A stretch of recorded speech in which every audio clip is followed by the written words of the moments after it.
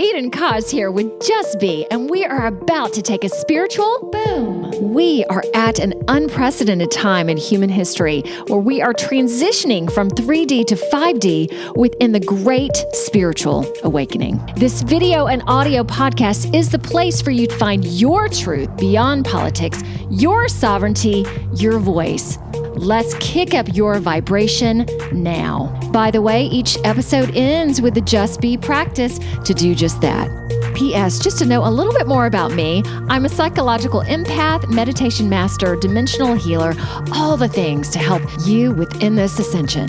To learn more about me, visit me at edenjustbe.com. And let's get this party started. Okay, so as I said, we're just going to do a little smiley smile. And I do this a lot. Oh, hello. And then I'll do getting ready. So yeah, you can feel free to shake or do whatever you'd like to do as well. Okay. It would just be spiritual boom. Grandmother Mulara, please say hello to the listeners and the viewers. Hello. Nanga. Very nice. I saw Grandmother on podcasts coming from Connecting Consciousness with Simon and Becky Parks, who I feel are very important in this Great Awakening movement in terms of bringing people together, sharing intel, sharing the truth of things. So I loved watching her monthly podcast with Becky. So I reached out and said, hey, would you come and be with me? And she said, yes. So we are recording this Eastern time, 7 p.m. Thursday, May 10th. And I'm telling you that because I leave for the Reawaken America tour in Miami, Florida tomorrow. So I'm sure I will share more with you guys on that. All right. So bio time. I get out my little sheet of paper. Grandmother Mulara is an Aboriginal senior law woman who also holds a Juris Doctorate in colonial law.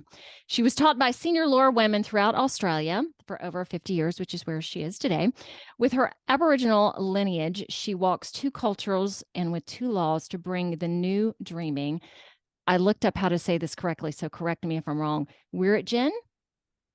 Wiradjin, well done. Okay, well, there's a slight, okay, prophesied by our old people a long time ago, a time when our traditional lore is returned in a new way, a time when black and white, red and yellow, all of us will walk together, and when everyone takes responsibility for themselves, and that time definitely is now.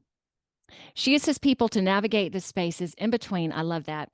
And is a healer and an educator, as well as an executive coach and consultant, amongst other attributes.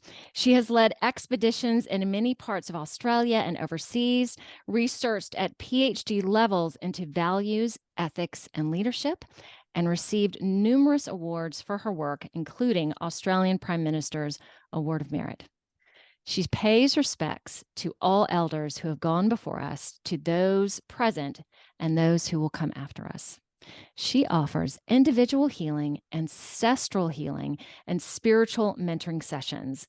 What she loves about her work is raising the vibration of people and helping them to heal their personal song lines. I'm gonna ask you a question about that.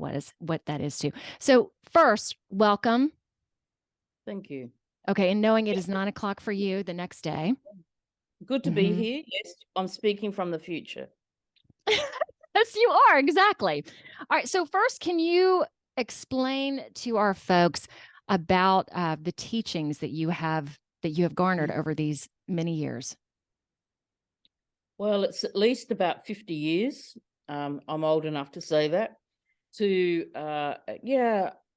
Where I've, what we say, sat at the feet of these beautiful, amazing senior law women, who most of whom have passed on now. And the teachings are, you hear them again and again, but you hear them in different parts of the continent, and it has there are particular meanings for that place. So our creation stories are different for different parts of the continent. Australia is as big as the United States. And just as the United States is divided up into states, our original people, our original countries are like, we had 250-ish. different countries, different mobs in or different tribes within the continent, and we weren't all the same. So although we say collectively Aboriginal, we actually had a slightly different cultural interpretation of the law, of the Aboriginal law, which comes from natural law and from spiritual law. So I learnt a lot in those times, and was sent from one to the other, and that in order to bring through the new dreaming. I can now look back and see that that's actually what it was all about. So when my law elder passed away, my senior law elder, I step into her shoes, and so I'm now holding that caliber of spiritual knowledge and power, and I will pass it on as well to the next ones. Okay, tell us about what are song lines? They, in a nutshell, they are the way in which we navigate our way across the land, and all of our land has been sung up. So we remember the land. The land gave us, and the birds gave us language, and so we sing to them their language back as we walk across the land. This is traditional way. We don't really do it now, but in the traditional way, we would sing across the land, across our part of the country. And by singing it, we're singing it up. We're singing up the spiritual energy of that place. But you never, ever bumped into an Aboriginal person who was lost. You know, we always knew where we were in relation to other things. And in those days, you know, there weren't buildings and other sort of man-made structures. It was natural law. So we knew where we were in the spirit of things, how things were positioned and our place in it. And so the song lines traditionally were the way in which we would navigate. And we would teach the song lines to our children so that they would know where to go and how to be at any point in time, how to look after yourself, you know, where the water holes are, where the hunting grounds are, where to collect the yams, etc. So how, knowing that you've been doing this for a long time, and I'm also curious, how did you get started in that? Was it just a natural, knowing that your grandfather, I think, was a part of the Aboriginal line? Was it just natural to, oh, now it's your turn, kind of a thing, or how did it come to be? Oh, no. So I never knew. Okay, I'll go back as a young person, a child. We always knew our mother was Aboriginal. In fact, she's a descendant of Aboriginal and Afghani from the Afghani camel drivers that opened up the centre of Australia. Mm-hmm. So we've got Afghani, Aboriginal, Scottish and Irish. And we knew that through a distant cousin of hers who had done the family tree, but my mother never knew who her father was. This is through our grandmother. So we knew that was actually in the grandmother line. Mm-hmm. We didn't know anything about the grandfather. My mother was removed as an infant, basically given to a family in Broken Hill in New South Wales, corner of New South Wales and South Australia border. And that family raised her. But she knew who her mother was, but I had never met my grandmother. And she never knew who her father was, though. But she was protected by being given to this family rather than being taken. So her mother had the wherewithal to at least put her somewhere safe and where she would know where she was. And so I didn't really know who our tribe was until 2012, when my spirit was welcomed back to the Adamantna people. And that was quite a great shock. I had thought that I would never know. But that didn't stop me being trained, because that drop of Aboriginal blood, as the Kimberley law woman said, that drop is very powerful, however percentage it is. It's irrelevant, the percentage to us. It's like, if you have that, then you are Aboriginal. Then you are, you're part of us. And so the walk that I took on from a young teenager was because it was natural. It was in me. I had this relationship with the spirit of the land that connected to the spirit within me, and I just knew my place was in the bush. We call it the bush, the forests, the woods, the whatever you call it over there. Okay, so you just intrinsically knew that that's Mm. where you needed to be, and you just followed that, and everything evolved from that point. That would be my personal songline, Wow. following something that is so innate, Mhm. and just, and the journey was a natural one. I grew up in the outback of South Australia, and that's where we lived, but I actually used to go to Adelaide for schooling. So in a city, small city, it My was gosh. really a big town in those days. It's a city now, to go for schooling, but I would go back to the outback that's where we were based. Yeah.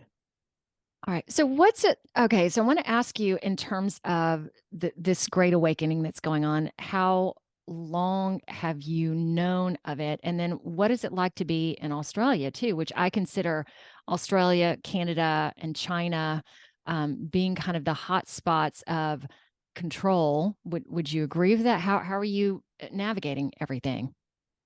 All right. So I have a gift of sight that's come to me from my father. He was not Indigenous that we know of. He also was removed from an early age, and adopted out much later, Hmm. but in his life. But anyway, I have a good intellect. I have I've got a brain basically, and I needed to use it. And that brain could see, so I can see.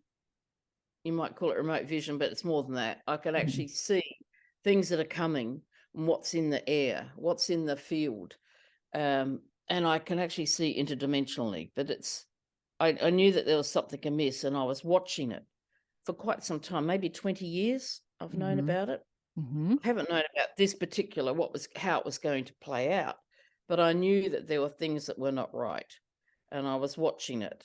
And I suppose I came to realize when my law elder passed, and the grandmother teachings were then. I already had been given the grandmother teachings, but when she passed, I was given that grandmother status, and I suppose psychic insight into what was coming. And I thought, ooh, this is interesting. I had no idea how many people were going to bloody fall for it, but they did, and that really surprised me. I thought, oh no, people aren't gonna fall for that. They'll see it for what it is, and they didn't. And that has been quite a shock. So yes, so I saw what was coming. I also saw, when I read things, I can read them and remember them and link the connections in my Nice. mind. Hmm. And I saw some paperwork some time ago where the cabal, now we can call them that, Illuminati, had actually, I'm not sure if I can say that on this program, but anyway, there you go. I've said it. You can wipe it out if need be. Uh, Actually had Australia was the base, was their home, was their base. And so I am not surprised that we have struggled here, because this was intended to be their headquarters, and it was their headquarters. So, How how have you been how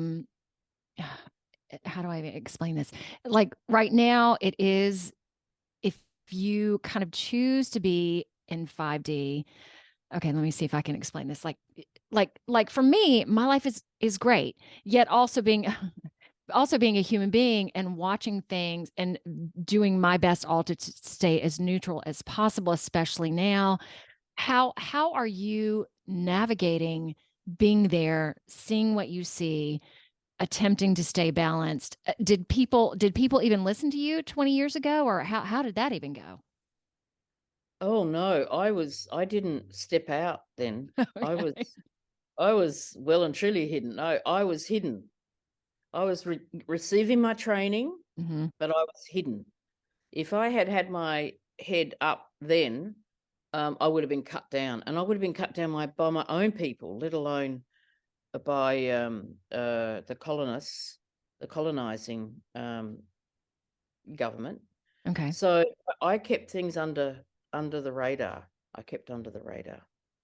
So how was that? Just kind of understanding that that needed to be the case for you for a while, and then suddenly things came up and you could be more vocal about current events? Mm. There's a lot going on. All right. So for the last 10 years, I have been severely defamed by the people in my own tribe because I exposed the corruption. All right. And as a result of that Oh, defamation, gracious. it was really serious. Mhm. Uh, as a result of that, I guess it affected and harmed me enough to keep me.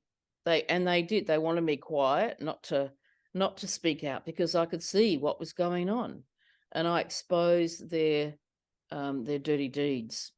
And it's taken a long time. It's taken all this time to finally be able to do something about it. And they are now in the Supreme Court of South Australia, having to show the books. Where's all our royalty money? Where has it gone?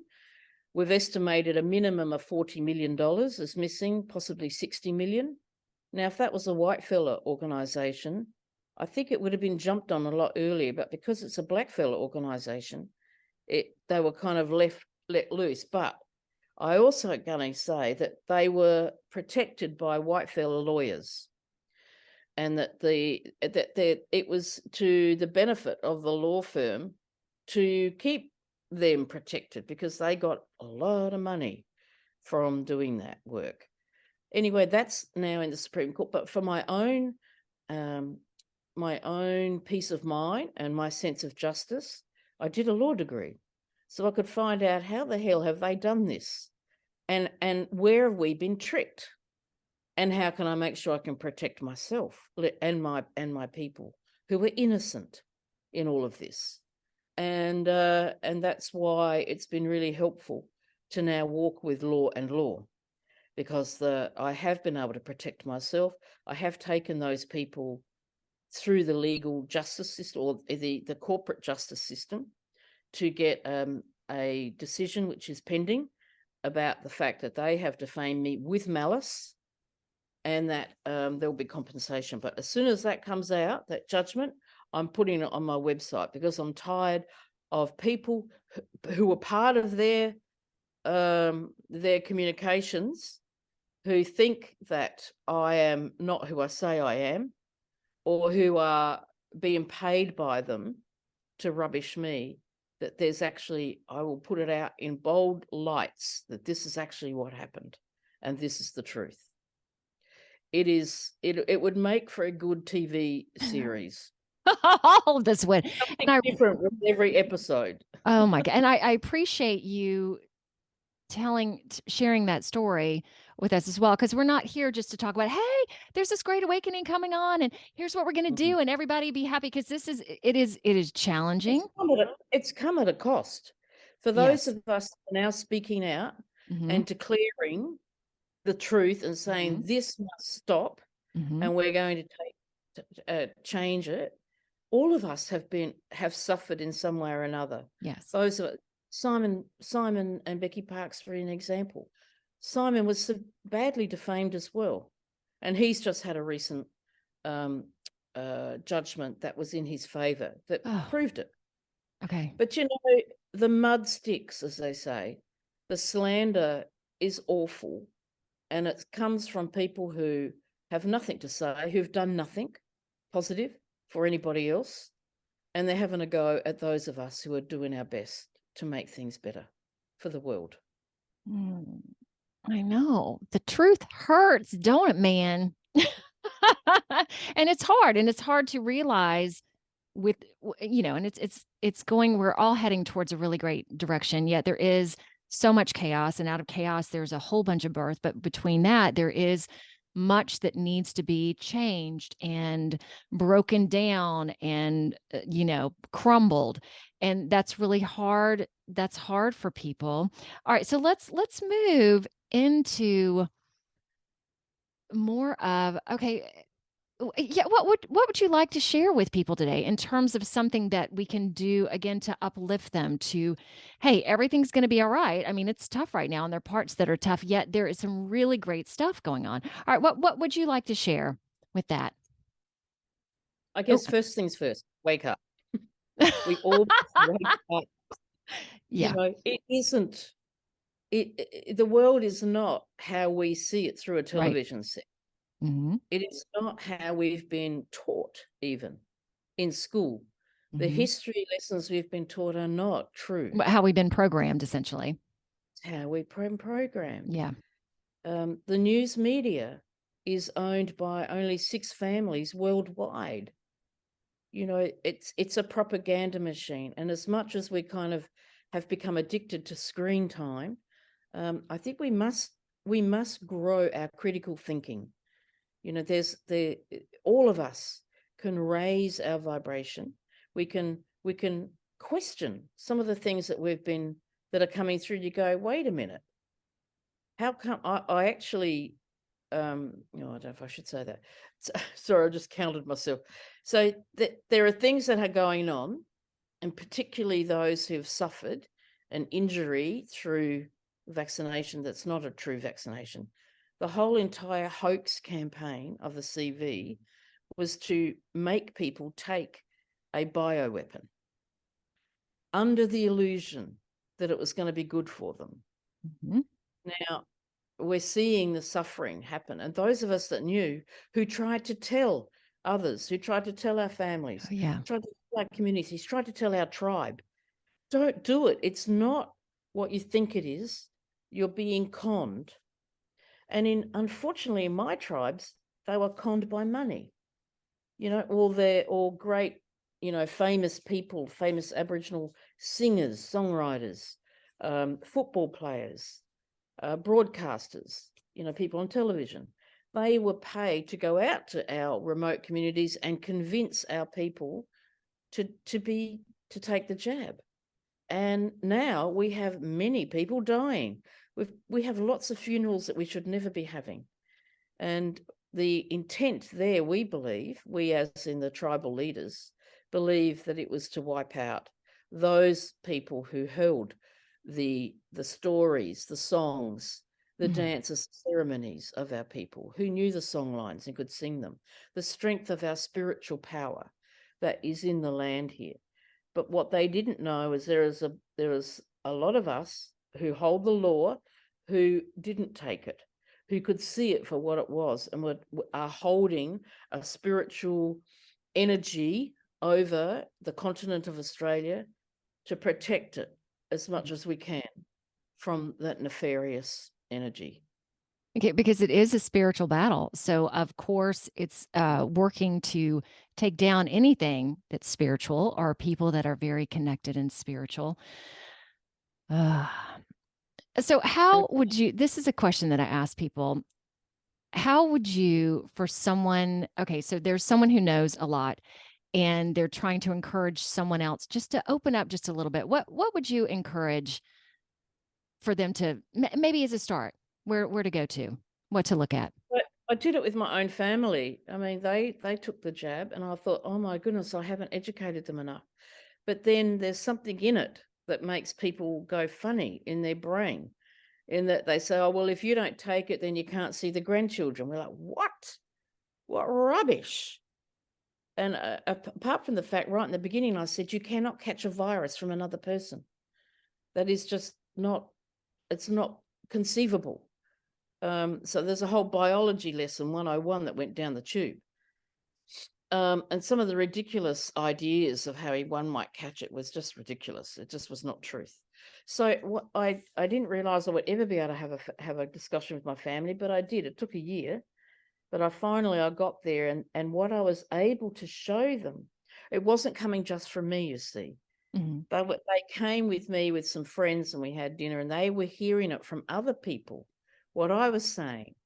So then they started to open their ears, Oh, and nice. Were you like, I've been saying they, this the whole time? I know. And then I Mm. just said, well, here is some evidence. So I didn't crush them with a whole lot of information. What I said was, you can go to this place here and notice how many people are dropping dead, or you can go to this place over here. Here's some more information about it.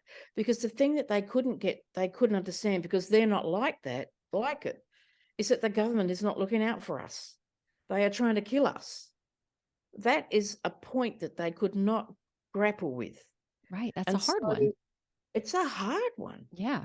And you think you've elected these people, and we haven't. So then we discover that there's a heap of evidence that the elections have been rigged.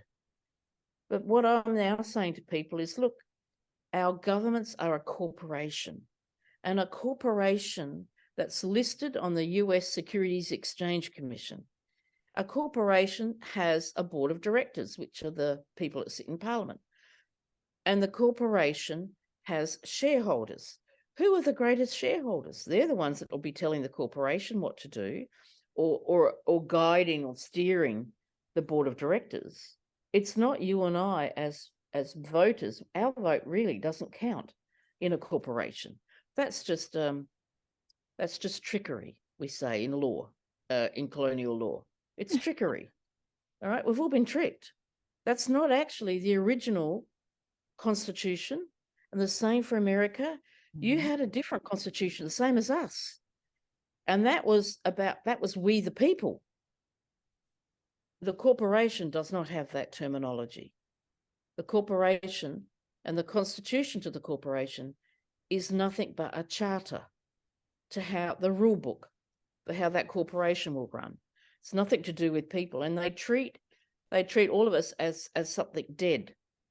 Whereas to be treated as a living soul and a living being, it comes under more the original constitution that starts off with we the people. Whereas we the people, there's a proclamation there. So that's a hard thing. People over here now are starting to get a grip on that through my podcast. Well, it wasn't a podcast. It was really a broadcast about 4 weeks ago, where I said, I've got to talk to people about parliamentary sovereignty. It's not a real thing. It's legal fiction, but that is what we are under. And if our original people were to be voted onto, which is what is happening here, there's a referendum coming, or potentially, I'm doing my best to say no referendum, let alone vote no, is to put our sovereignty under Parliament's sovereignty. Well, we're not going to allow that. Those of us that are holding the spiritual law of this land will not allow it. And that is why I have stepped up and I'm speaking out, because I have both a Juris Doctorate law degree and I am grandmother law in the original law of this land. And under grandmother law is all law. Our grandmother law, because we are all born from woman.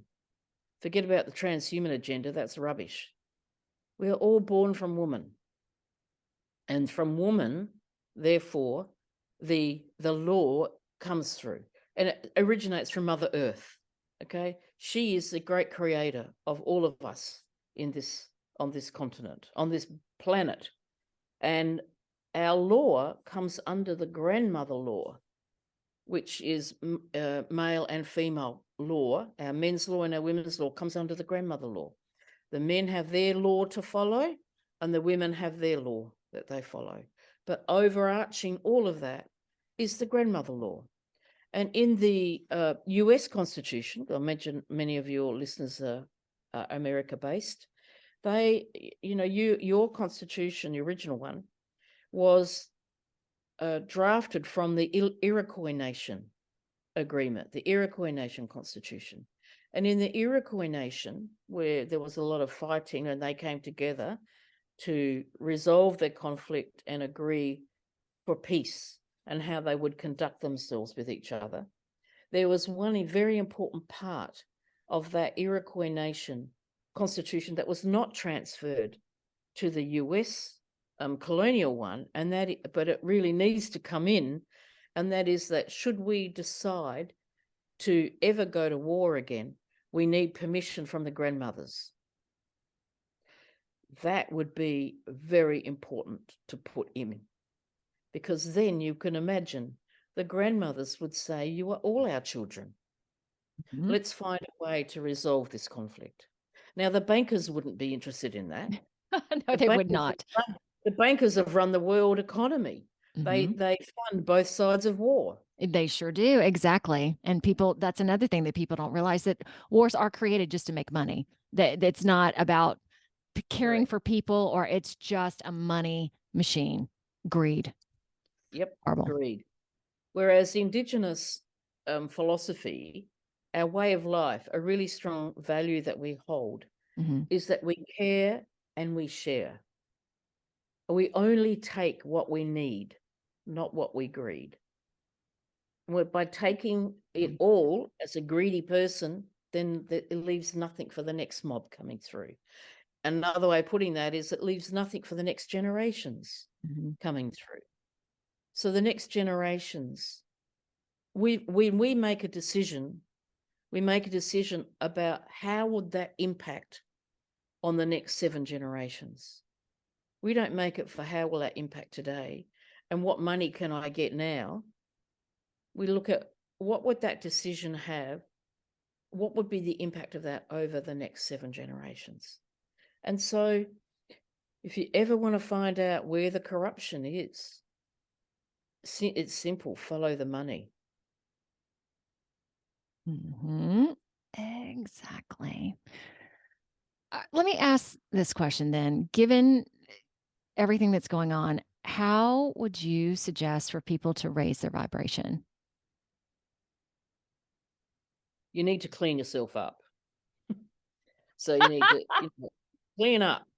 So you clean, it's mind, body, soul, Yes. spirit. All right. Clean the environment that you're living in. Clean it up. Clean up your body system. So think about, what is it that you're eating? How are you nourishing yourself? Make it more clean, what you intake. And even more important is, what are you thinking? Cleaning up your thoughts. All right, cleaning them up. And if you're carrying around negative energy, you resent that person or you're jealous of that person. And if you're carrying that around, that is dirty energy, and it will poison your mind and it will poison you. So what we say is clean it up, resolve it, find a way, work with a healer or a therapist, whatever you need, but clean it up. And you know what? There is nothing so liberating as dropping all that garbage. Drop it, drop it, drop it.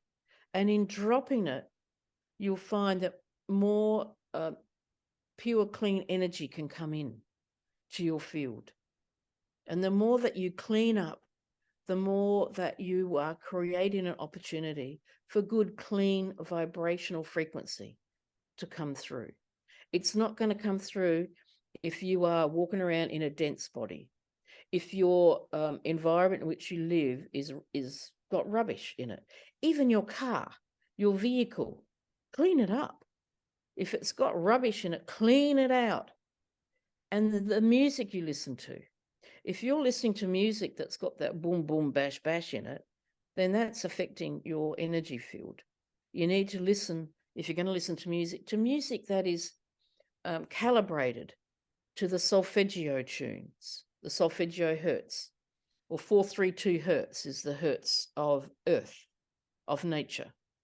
So there, more in terms of cleaning your environment, putting in healthy music, healthy food, healthy thoughts, and actually cleaning up your relations between each other, creating healthy relations. That's a big one right now, too. It is a huge one. And Yes. what you can do is take 100% responsibility for you and Mhm. your part in that relationship. You cannot inflict on another, and you can't even affect really truly another. What you can do is work on you. All right. So basically, what you're saying is not only just like everything in your environment and everything you digest, where it's what you literally put in your mouth and digest, you digest your thoughts. And also, those thoughts also affect other people and affect the world. So, righto, clean it up, man. Yeah. All right. What else would you say? I like that. Yeah, I would have a daily spiritual practice. Now that could be a walk in the park. It could be acknowledging a tree in particular, and just having a moment to exchange energy with a tree. You'll be surprised what Oh, comes back. yeah. Yeah. It's amazing. Um, it could be meditation. A lot of people do that. Some people do yoga and have a meditation as part of their yoga. I know I ought to, but I don't do yoga, but I might walk from time to time. So get yourself moving. Spiritually, it's important that you are tuned in to your inner vibe and to your divine self. Mhm. You don't have to be going through somebody else, an externalizing your spiritual connection to your own God. You can bring that in yourself. Now, if you've got entities or you've got beings talking to you in your brain, but if you follow me, you'll be famous. Be careful. That sort of talk are nefarious entities that are in the astral plane. And really to not pay attention to that, to not have that come in, you clean up your light, your spiritual connection. And you only need to do that 5 or 10 minutes a day. And I'll tell you, a very simple exercise to do that is to breathe. So breath work, breathing in through your heart, taking that breath down into the earth like a taproot, breathing up into your heart from the earth, breathing out to your golden divine light through the top of your head, breathing in your golden light into your heart, and then expanding. Or you keep that breath work going. It's what we call building a pillar of light. It is your connection to Mother Earth, which is really important to ground yourself, and your connection to your divine source. This is what's important. And you will find the inner peace that you're searching for, that we're all really owe it to ourselves to find our center, our sacred neutral, by holding ourselves in love and harmony with the environment around us. And you can do that with a 10-minute daily exercise of breath work to build and strengthen your pillar of light. On 2 podcasts that I watched you on, so I'm gonna ask you 2 questions. You explained the taproot, so I'd love for you to explain that again. And then there was one when you had talked about if entities were talking to you, how you could easily decipher if it was a good entity or not so great. Can you talk about those 2 things? Oh, okay. So the last one, if you've got something in your field and you're not sure who it is or what it is, you can ask the question, do you love me unconditionally? Mm-hmm. If it's still present, you ask it a second time. By then, if it's nefarious, it will have disappeared. But if you needed to, you ask a third time, and by then it's gone. All right? That's how you can discern what is in your field. That's in spirit form. In terms of grounding yourself, this is the part that a lot of spiritual people, and certainly the New Age spiritual movement, I might add, they're flying. They're like space cadets. They're like kites in the air. They go up and connect out and about, Oh, yeah. but they're not grounded. Not And so grounded, exactly. they're not helping themselves and they're not helping anybody else. Mhm. You must ground Mhm. first and foremost. So you put your taproot into the earth. And in fact, put it in as much as you can. So every time you breathe into the earth, when you're grounding, deliberately grounding, go deeper. Go deeper into the earth. The earth has several grids. It's not just one grid or two grids. There's at least 7. And as you ground, you can connect into a natural grid of earth that will help you to energize your body system in a natural way. You don't need to know all of that stuff. Just ground and put your taproot in further. In fact, as you get better at this, you find that you've got many roots, like the tree. You put in many roots, like some of the plants that when you pull them up, they've got lots of roots. That's what you're actually aiming to do, to really root yourself into the earth in a strong way, so that wherever you go, flying kites, you're actually grounded and you can bring that energy in through you as a crystalline body into the earth. And that's actually another way of putting it, is bringing heaven to earth. I like that.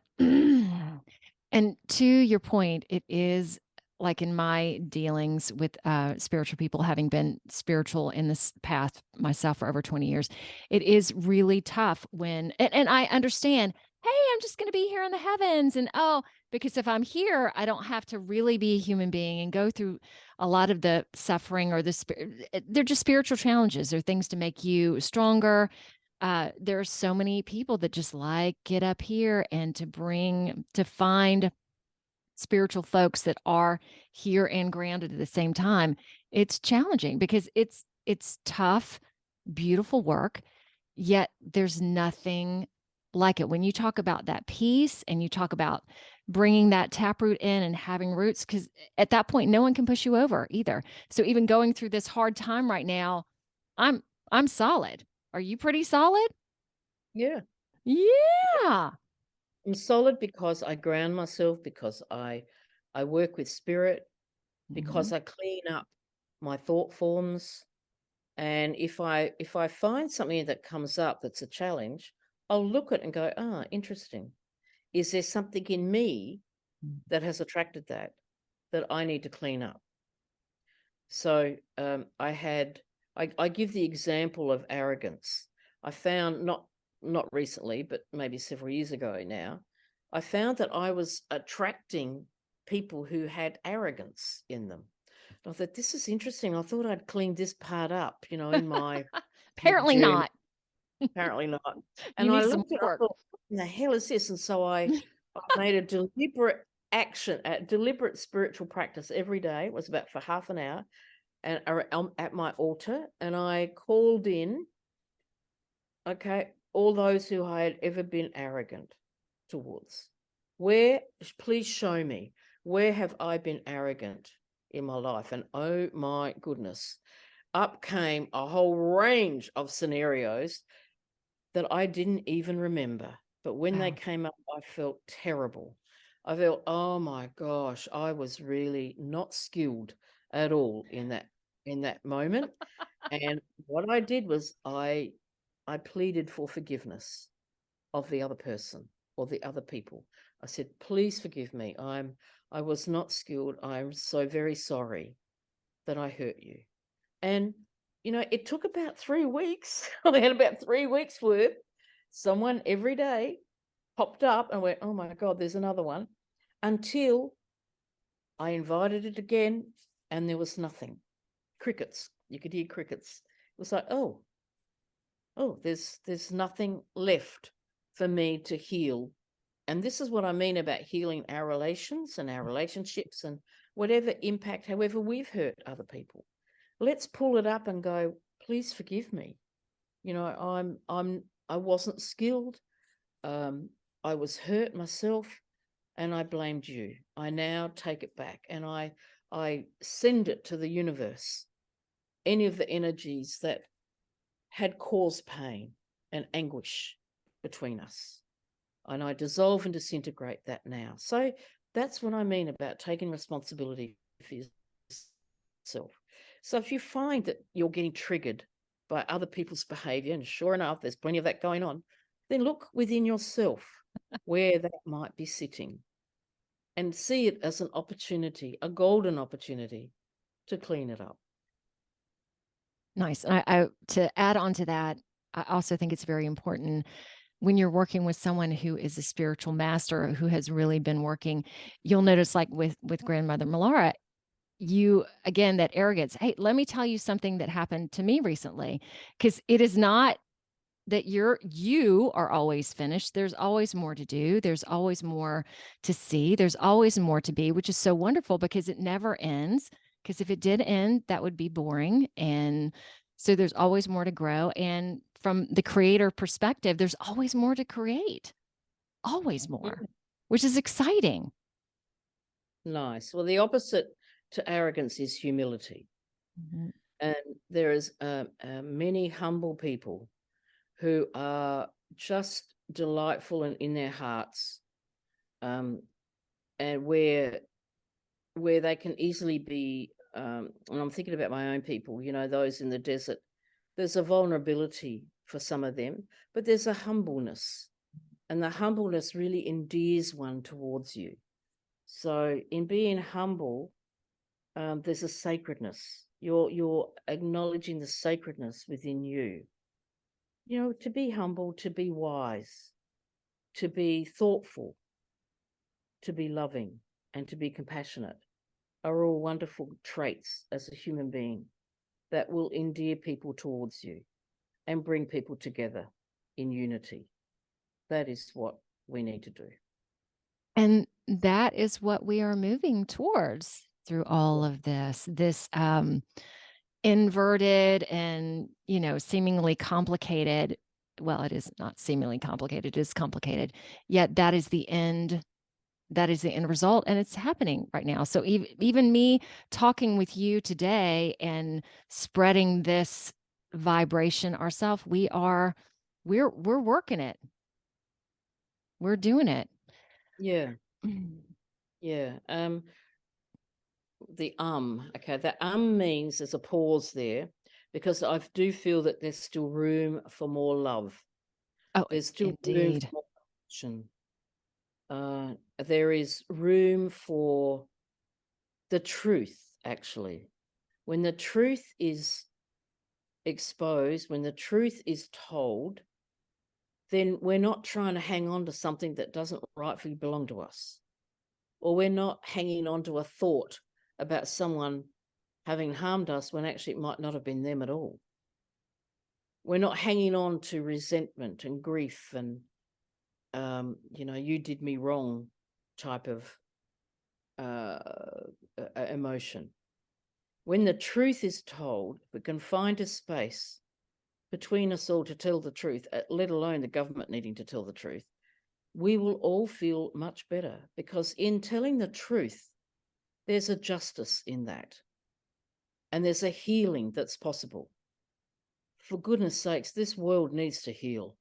We all need to heal. We have been so harmed by other agendas that we could all do with healing. And therefore, I see a wonderful future, actually, for humanity, a wonderful future for the world. Yes, I hold an optimistic view, I and agree. and it looks like a field of wildflowers of all many colours. That's what it looks like to me. And that's what I'm striving towards. And that's what I'm saying to people, to believe in a future worth living for. Wonderful. I at this reawakening tour that I'm going to tomorrow, there are going to be 3,000 people Mm. of, again, all of different viewpoints, and put it that way, yet all desiring change. And I'm going to go there too with a lot of hope, not just hope, but again, the same thing, that I know things, that we're going to get through this. So part of my job is to hold the space of allowance while I'm there, because there's going to be also, how do I put this too? a lot of, well, there's probably gonna be some negativity and some of that as well, so just to to put kind of a smile on my face and be neutral through all of it as well. Yet I would love to, let me see if I can put it this way, to share that energy with you, knowing that it's been tough there. Like, how long did y'all experience lockdowns? Like, much longer than I know different parts of the states were different. Yeah, how long were y'all in those? I think a couple of years in and out. Oh There my was gracious. one state that were in lockdown for 12 months, but that was the worst cleaning up that needed to happen underground. My Oh gracious. yeah, they were in serious trouble. But what those of us holding the spiritual energy did was we went in spiritually and helped clean the tunnels, and we also held a matrix, spiritual matrix over them to protect them. How did people stand for that for a year? Like, so indoctrinated into it, or the fear that it's just this is the way it needs to be? I think the law enforcement has got a Yeah. lot to answer for, and in fact, they're going to be. They were deliberately mind controlled as well. If you don't follow these orders, you will lose your job, you'll lose your income. How are you going to afford to, like they had families too. But what did happen is that there was some thuggery that was imported, but who weren't the police, who were actually a mercenary group, and they came in guns blazing. In fact, they even shot rubber bullets at our people who were standing in peaceful protest in Victoria. And it's been shocking. When it comes out, it's going to be an extraordinary story to tell. But first things first, we need tell the truth. And secondly, let's stop hiding from ourselves. If we've got shadow parts of ourselves, parts that we're not feeling good about, look at them. Get help if you need to, but clean it up because it will drive your behavior. And thirdly, to be open to trust again, we Exactly. need to be able to be trusting ourselves and trustworthy. So we do want a better world, a better future for all of us. It was very hard over here. There are many of us who didn't comply, right? Many of us. And we ended up with some underground communications, you might Gracious. say, Right. that kept each other informed of what the truth was, what we can and can't do, and what was really going on. And that helped a lot because in the absence of that being on the mainstream media, we needed another form of contact. What is going on? And so we had different forms of contact, different media, alternative media, I suppose you could say, that we were keeping each other informed and abreast. And we would meet either online or in person where we would help each other. That And was the way which we got through it. so even in meeting in person, I'm assuming y'all were very watched. How did you do that? Some were more watched than others. Ah, so very If you keep sneaky. your head down, you weren't noticed. Okay. You know, we're a clever people, Australians. We can take a lot. We can take a lot of, crappity crap. And y'all have But had a lot, so good. when it really comes down to it, we realize that this is not right, Mhm. and someone's trying to tell us what to do and forcing us this direction and that direction, we'll actually take action. It may not be obvious in the front line because we'd get smashed, but the action can be underground. And we were supporting people, not just me. Like I know that there's new groups that have formed. There's a new teachers federation or the equivalent, a teachers support group, because they realised that their union was already paid for.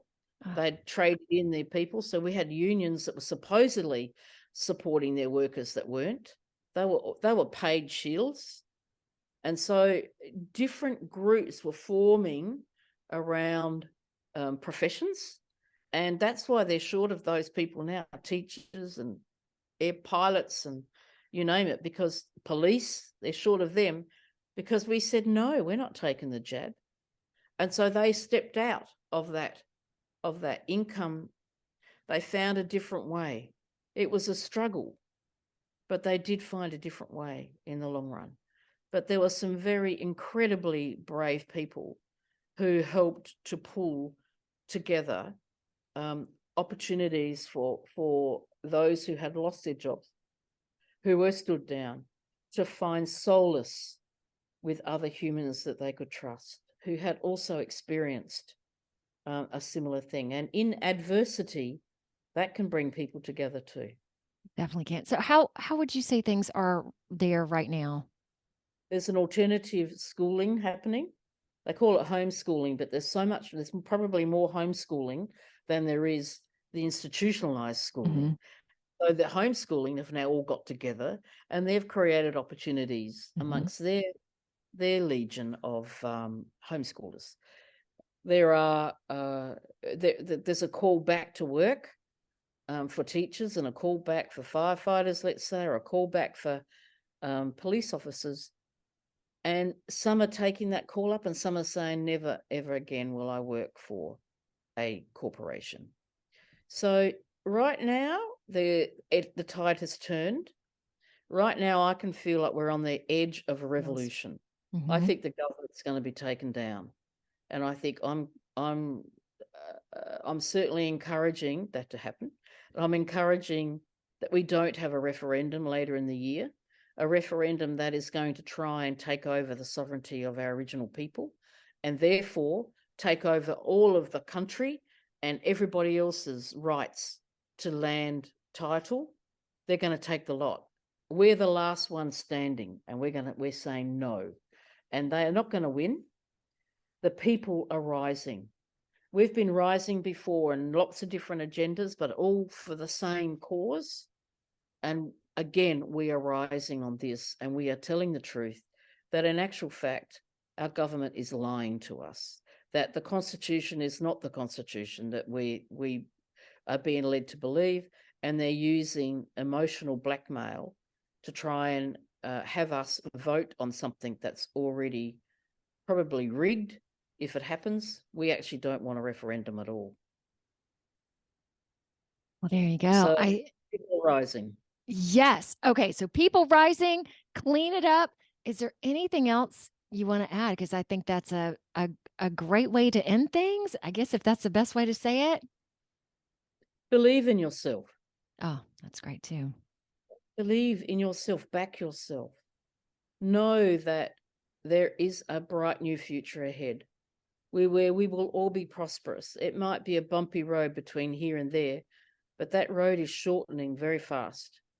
People are being rounded up that have done the wrong thing. And yes, in one voice it all starts with one voice.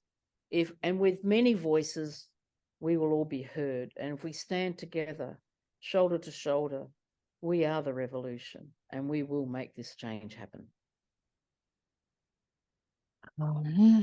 Okay. I'm just going to do that for a second. Okay. Will you hang with me just for a moment to say goodbye? Yet I want to thank you so much for being here, sharing your truth, sharing your voice, and knowing that you are standing up for many people, which is great. And I feel like just having this little show, that's part of my piece, not only just being myself and being true to who I am, but yet having this and allowing people to see different perspectives. I think it's awesome. So thank you so much for sharing yourself with us today. Well, thank you for the opportunity to have a say, to raise consciousness, which is how you raise your vibration, and to influence others to be more critical in their thinking and to say, wait a minute, what's really going on? Exactly. All right. See y'all next week. See ya. But hang on. Just be Bye, everybody. practice. But hello, but hang on. Okay. So now what we're going to do is talking about trusting yourself. That is what the exercise is going to be mainly about. All right, you ready? So get centered. And with what Grandma Mulara talked about, we are going to work on that taproot first. So tapping in to the earth. So for myself, I want to see 10 roots. And I would encourage that for you as well. If that's too many, lessen it down to a singular one or whatever. But 10 feels really great right now. And they can be as small as you see or huge. It doesn't matter because they are going into the ground. They are tapping down. Mine have little, like they have like little screws on there. So they're going into the earth. Keep closing and open my eyes. And I'm imagining mine going far down, burrowing, solidifying.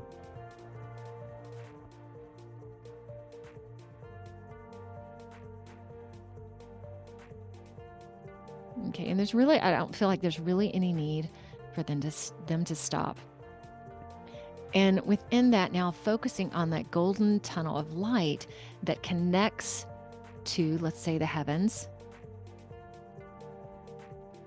comes down through the taproots, which continue, circling back up to the heavens and down again. All right, so we're going to imagine that loop is continuous and we don't have to think about it anymore. Within that, I would like for you to take your left hand on your heart, followed by your right hand.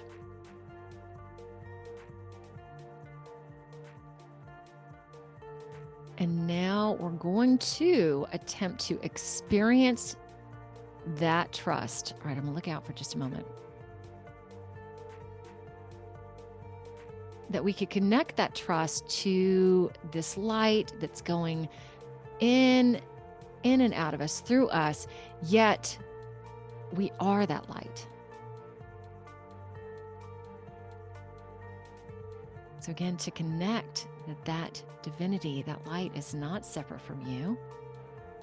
And if you trust that light, then on some level, you have to trust yourself.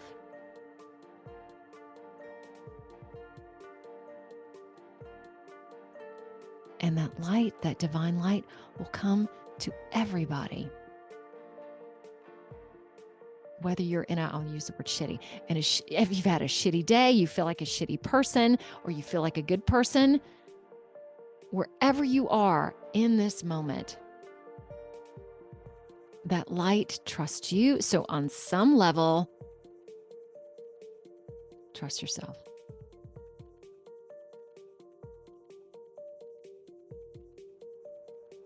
All right. And for me, that light I feel thudding into my palms.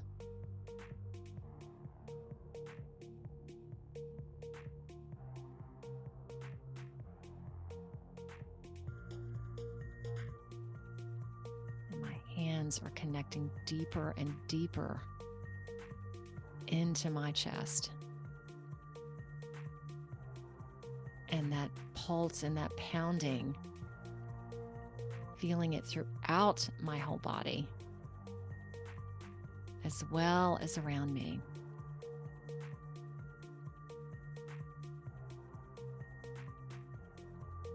And you extend it out to whatever level or whatever feels comfortable for you. Again, I've been doing this for a long time. So man, it is strong for me. And I extend that to you as well. I trust you.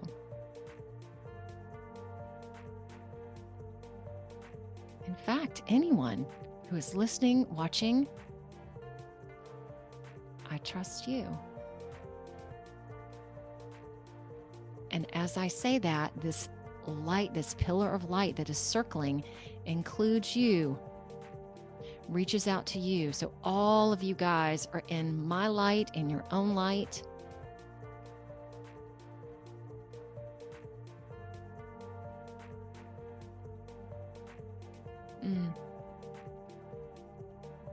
It's super yummy, super delicious. I'm going to take my hands off my chest.